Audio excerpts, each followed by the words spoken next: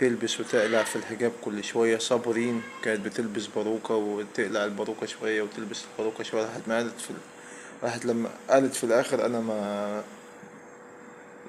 مش هضحك على نفسي يعني وعليكم، أنا خلاص هقلع الحجاب. فقلعته، فده مش هيضيف حاجة للموضوع يعني. آه، ي- يعني أنا أقصد إن ناس كتير سواء ممثلين أو مطربين كانوا بيلبسوا، يعني شهيرة قلعت الحجاب وهي كبيرة في السن. سهير رمزي كتير يعني، هالة فاخر. ومحدش علق خالص، لأن الحاجة دي ما بين العبد وربنا سبحانه وتعالى.